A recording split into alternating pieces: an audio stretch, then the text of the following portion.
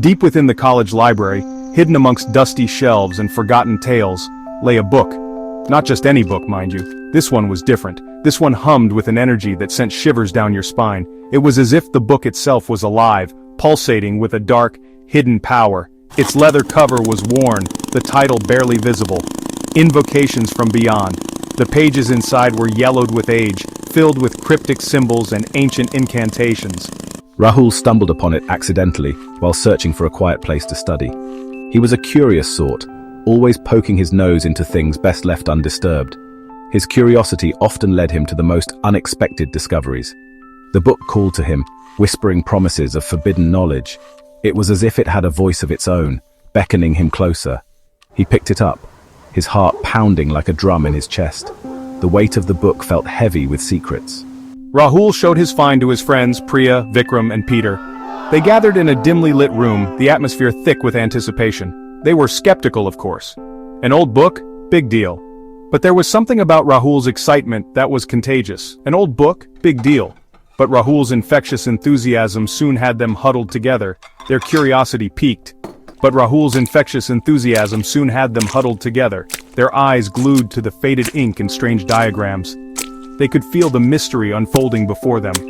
Their eyes glued to the faded ink and strange diagrams, they began to realize that this was no ordinary book.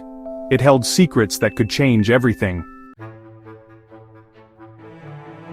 The book spoke of a game, a portal to the other side. Charlie Charlie it called it.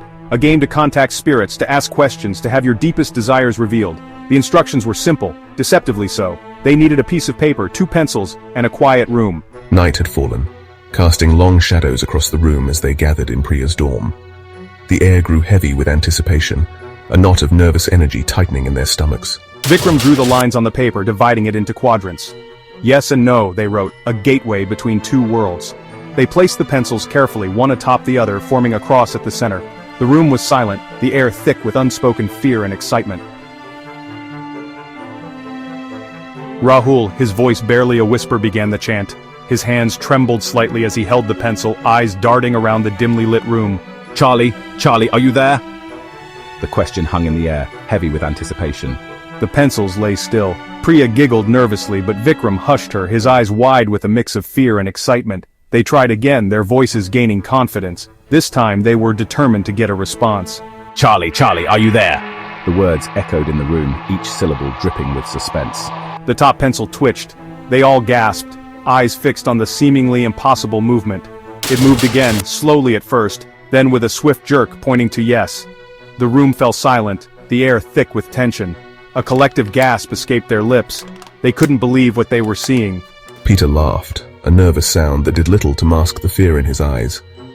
His laughter echoed, adding to the eerie atmosphere.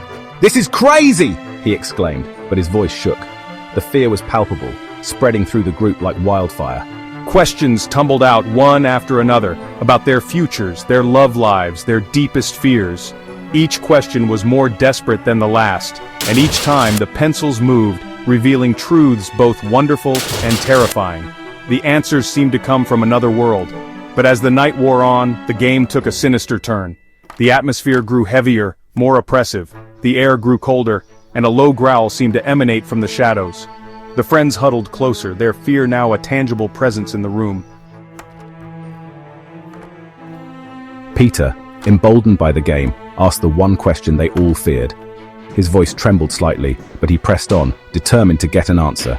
Charlie, Charlie, when will we die?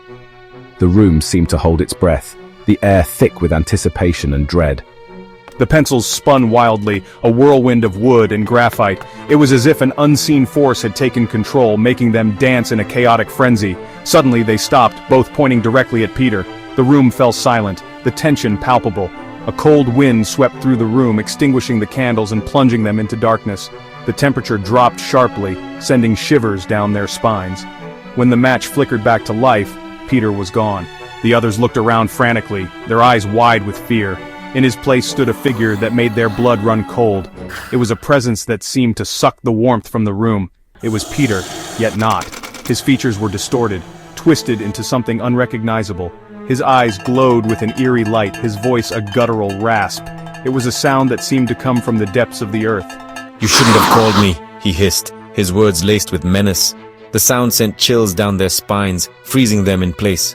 The room was plunged into chaos. Priya screamed, Vikram stumbled back, and Rahul could only watch in terror. Their minds struggled to comprehend the horror unfolding before them.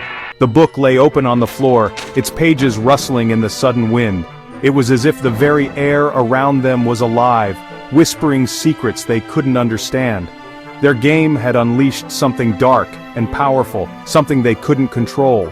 It was a force that seemed to feed on their fear, growing stronger with each passing moment.